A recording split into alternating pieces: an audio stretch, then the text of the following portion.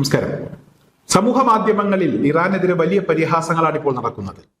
ആയത്തുള്ള അലി ഖംനായിയുടെ അന്തിമോപചാര ചടങ്ങുകൾ പുരോഗമിക്കുമ്പോൾ ഇറാനിലെ ഉന്നതരായിട്ടുള്ള നേതാക്കന്മാർ മാറിയിരുന്ന് നല്ല ഫുഡ് അടിച്ചുകൊണ്ടിരിക്കുന്നു, ഷാപ്പാർ അടിച്ചുകൊണ്ടിരിക്കുന്നു എന്നൊക്കെ പറഞ്ഞ് ചില വീഡിയോകളും അതുപോലെ തന്നെ ചിത്രങ്ങളും ചില ആളുകൾ പ്രചരിപ്പിക്കുന്നുണ്ട്. അമേരിക്കൻ പ്രസിഡന്റ് ഡൊണാൾഡ് ട്രംപ് കഴിഞ്ഞ ദിവസം പറഞ്ഞത് എന്താണ് എന്ന കാര്യം നമുക്കൊക്കെ അറിയാം. അയാൾക്ക് കഴിയും വിധം അയാൾ പരിഹസിക്കുന്നു. ആ പരിഹാസം മറ്റു ചില ആളുകൾ ഏറ്റെടുക്കുന്നു. അത്തരത്തിലുള്ള വാർത്തകൾക്കടിയിലൊക്കെ ചില ആളുകൾ അർമാദിക്കുകയാണ്. കളിയാക്കിക്കൊണ്ട് ഇറാനെതിരെ ശക്തമായ രീതിയിലുള്ള ചില ട്രോളുകളൊക്കെ ചില ആളുകളുടെ ഭാഗത്ത് നിന്ന് കാണാൻ കഴിയുന്നുണ്ട്. എന്തായാലും ഇത്തരക്കാർക്കൊക്കെ ഇറാൻ പറയാനുള്ള കാര്യങ്ങൾ ഒറ്റ വാക്കിൽ കഴിഞ്ഞ ദിവസം പറഞ്ഞു. അതായത് ഈ കളിയാക്കുന്ന ആളുകൾക്ക് വലിയ പാരമ്പര്യവും അതുപോലെ തന്നെ പ്രത്യേകതകളൊന്നും തന്നെ ഇല്ല. അവരവരുടെ സംസ്കാരത്തിനനുസരിച്ച് പ്രതികരിക്കുന്നു. ഞങ്ങളെ കൊണ്ട് അത്തരത്തിലുള്ള കാര്യങ്ങൾക്ക് മറുപടി പറയാൻ കഴിയില്ല. അടങ്ങി ഒതുങ്ങി നിന്നാൽ എല്ലാവർക്കും നല്ലത് എന്നാണ് ഇറാൻ പറഞ്ഞു വെച്ചത്. എന്തായാലും ഇറാൻ അങ്ങനെ പറഞ്ഞ് അധികം വൈകിയില്ല. കൃത്യമായി കൊടുക്കേണ്ടതുപോലെ തന്നെ അമേരിക്കക്ക് കൊടുത്തു എന്ന വാർത്തയാണ് പിന്നീട് നമുക്കൊക്കെ കാണാൻ കഴിഞ്ഞത്. ചില ആളുകൾക്ക് ഒരു വെടി പോലും വേണ്ട, എല്ലാത്തിനെയും തീർക്കാൻ ഒറ്റ ഷോട്ട് മതി എന്നൊക്കെയാണ് പ്രസിഡന്റ് ട്രംപ് പറഞ്ഞത്. അത് ഏറ്റെടുത്തുകൊണ്ടാണ് ചില ആളുകൾ സമൂഹ മാധ്യമങ്ങളിൽ ഉറഞ്ഞു തുള്ളിയത്. എന്നാൽ ഇറാൻ അധികമൊന്നും പറഞ്ഞില്ല. പറയാനുള്ള കാര്യം വളരെ ചുരുങ്ങിയ രീതിയിൽ പറഞ്ഞു. ഇന്ന് നേരം വെളുത്തപ്പോൾ ഇറാൻ പറഞ്ഞതിന്റെ അർത്ഥം എന്താണ് എന്ന് ലോകത്തിന് ബോധ്യപ്പെടുകയും ചെയ്തു. ഇറാൻ പറഞ്ഞ വഴിയിലൂടെ അല്ലാതെ ഹോർമൂസിലൂടെ ഒരു കപ്പൽ സഞ്ചരിച്ചു. അമേരിക്കയുടെ ഉറപ്പിന്റെ പുറത്താണ് ഖത്തറിന്റെ ഒരു ഓയിൽ ടാങ്കർ സഞ്ചരിച്ചത്. അമേരിക്കയുടെ യുദ്ധക്കപ്പലുകൾ ഈ കപ്പലിന് ആവശ്യമായ സുരക്ഷ ഒരുക്കിയിട്ടുണ്ട്, നിങ്ങൾ ധൈര്യമായി പൊക്കോളൂ എന്ന് ട്രംപ് സാധാരണ പറയുന്നത് പോലെ അങ്ങ് പറഞ്ഞു. അത് കേട്ട് അത് വിശ്വസിച്ച് ഖത്തറിന്റെ ഓയിൽ ടാങ്കർ എന്തായാലും ഒമാനോട് ചേർന്നുള്ള പാതയിലൂടെ സഞ്ചരിച്ചു. ആ പാതയിലൂടെ ഒരിക്കലും സഞ്ചരിക്കരുത് എന്ന് ഇറാൻ നേരത്തെ തന്നെ പറഞ്ഞിട്ടുണ്ട്. ഈ കരാറുമായി ബന്ധപ്പെട്ട് അതിന്റെ വ്യവസ്ഥയിലൊക്കെ ഇറാൻ അക്കാര്യം വ്യക്തമാക്കിയതാണ്.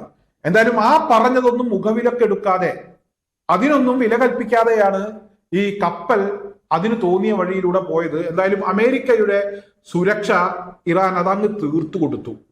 ഇപ്പോഴും മനസ്സിലാക്കാത്ത ചില ആളുകൾ ഇനി എന്ന് മനസ്സിലാക്കാനാണ് എന്ന ഒരു ചോദ്യം അവിടെ നിലനിൽക്കുന്നുണ്ട്.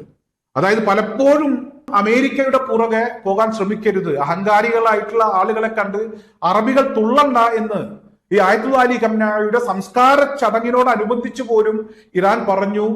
പരിശുദ്ധ ഖുർആൻ വാക്യം ഉദ്ധരിച്ചുകൊണ്ട് പറഞ്ഞു. അതായത് സൗദി അറേബ്യയുടെ പ്രതിനിധികൾ ടെഹ്റാനിൽ എത്തിയ സമയത്ത് ഒരു ഖുർആൻ വാക്യം ഉയർന്നു കേട്ടു.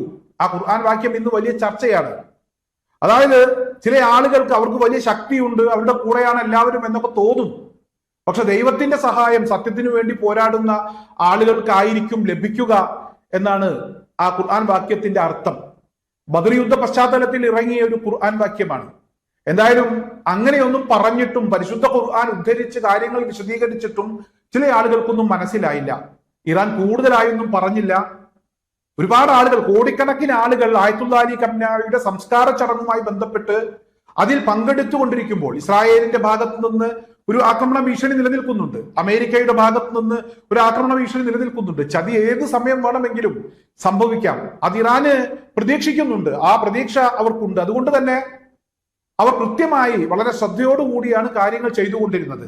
എന്തായാലും അങ്ങോട്ട് കയറി ചൊറിയാൻ ചെന്നപ്പോൾ പറയാനുള്ള കാര്യങ്ങൾ ചുരുങ്ങിയ വാക്കുകളിൽ ഇവിടെ ഇറാൻ പറഞ്ഞു. അതിനുശേഷം അമേരിക്കക്കിട്ട് നല്ല ചാമ്പും കൊടുത്തു.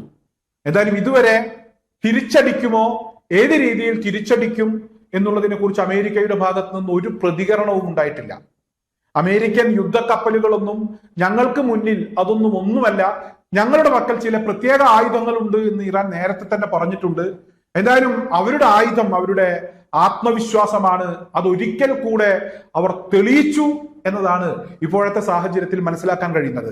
എന്തായാലും പരിഹസിച്ച ആളുകൾ, ട്രംപച്ചാഹിന് വേണ്ടി ജയ് വിളിച്ച ആളുകൾ, അവരുടെയൊന്നും ഒരു ശബ്ദവും ഇപ്പോൾ എവിടെയും കേൾക്കുന്നില്ല എന്നുള്ളതാണ്.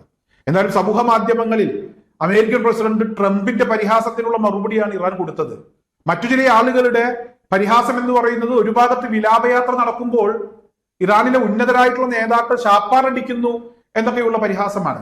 എനിക്ക് ചോദിക്കാനുള്ളത്, ഈ പരിഹസിക്കുന്ന ആളുകളുടെ വീടുകളിലൊക്കെ ആരെങ്കിലും മരിച്ചു പോയാൽ ആ മൃതദേഹം 4-5 ദിവസം ഫ്രീസറിൽ വെക്കേണ്ടി വന്നാൽ ഇവരൊക്കെ പട്ടിണി കിടക്കാറാണോ പതിവ് എന്നുള്ളതാണ് എനിക്ക് ചോദിക്കാനുള്ളത്. എന്റെ ഒരു സംശയമാണ്. അതിനുകൂടെ ഒരു മറുപടി ഈ പരിഹസിക്കുന്ന ആളുകൾ പറയണമെന്നാണ് എനിക്ക് ഈ ഒരു അവസരത്തിൽ അഭ്യർത്ഥിക്കാനുള്ളത്.